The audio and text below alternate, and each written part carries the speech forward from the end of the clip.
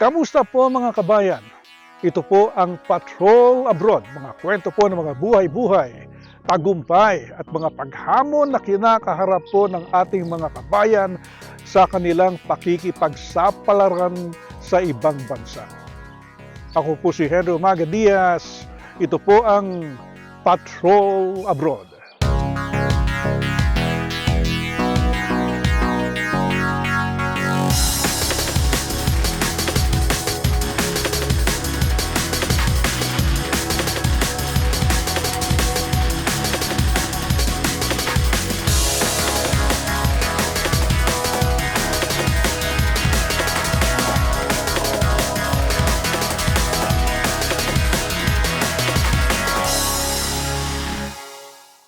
Unahin po natin ang pagharap sa korte ng sospek sa Lapu-Lapu Block Party tragedy sa Vancouver kamakailan na si Kai G. Adan Loh na humarap po sa Vancouver Provincial Court.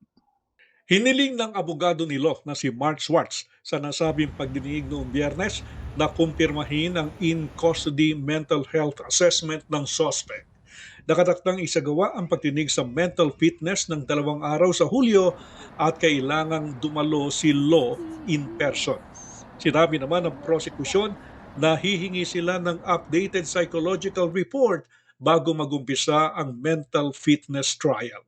Samantala, balikan po natin ang lugar ng pinangyarihan ng Lapu-Lapu Block Party tragedy doon po sa Vancouver sa pamamagitan po ng ating kasamang si Rowena Papasin.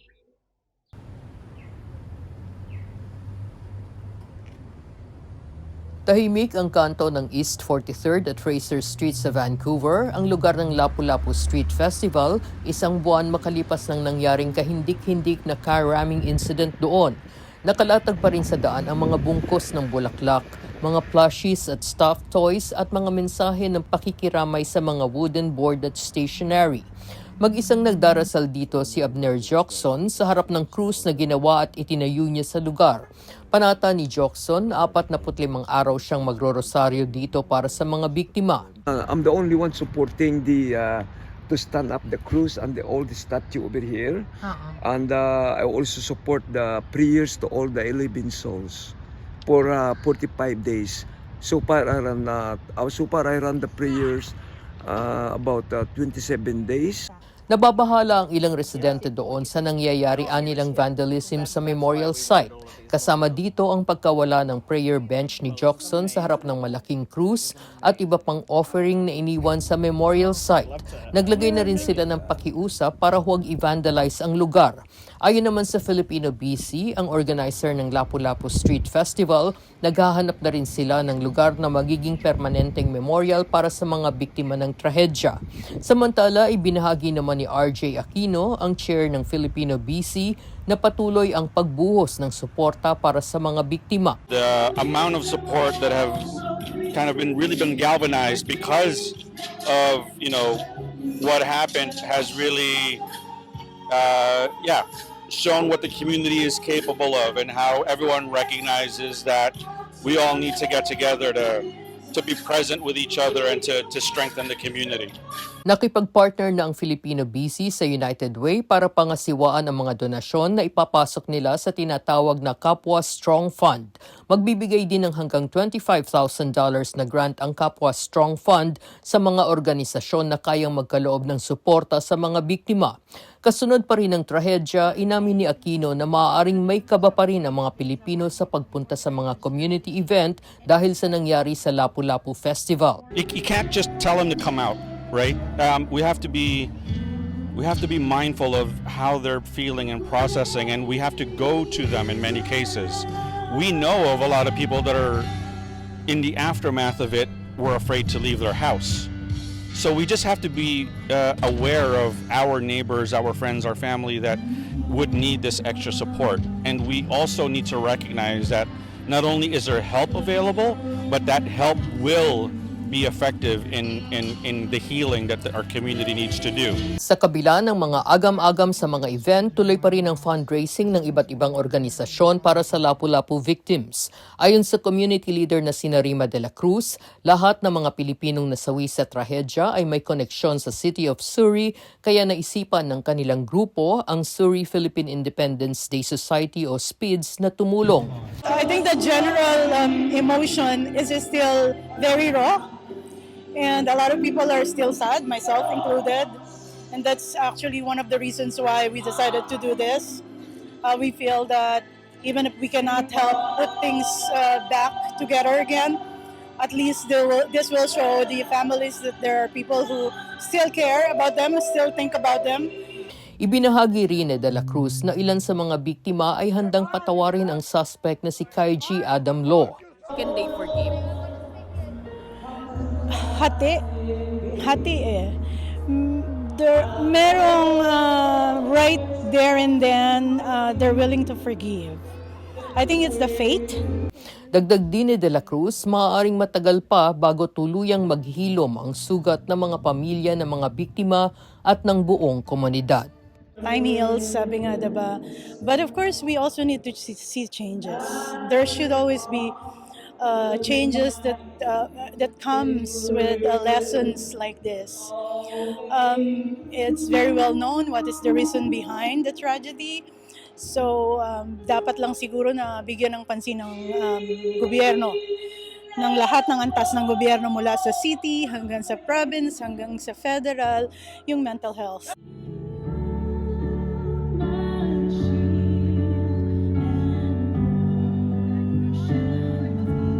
Mula sa Vancouver, ako si Rowena Papasin, ang inyong patrol abroad.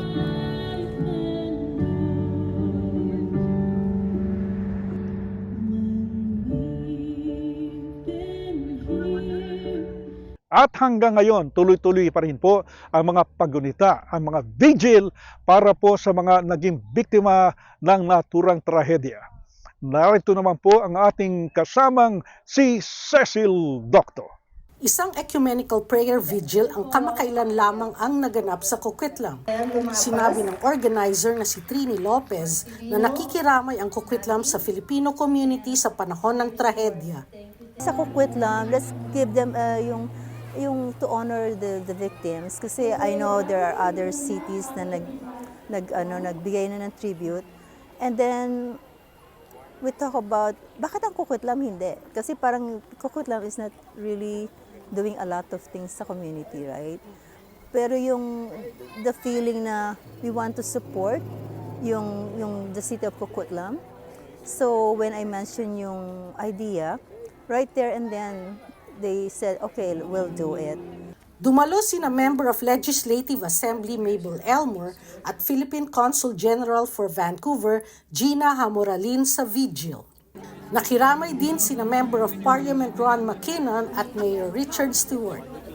I'm honored to be here to be able to support the Filipino community and in fact the whole community to deal with the tragedy that unfolded these few weeks past and the needless, senseless loss of life. We have such a strong Filipino community here in Coquitlam, and when we heard this news, it broke our hearts to hear of such a tragedy at a festival aimed at celebrating culture and celebrating the great people of the Philippines. Sinabi pa ni Stewart na nakikiisa siya sa sentimento ng Filipino community, bagamat komplikado ang sitwasyon dahil sa mental illness.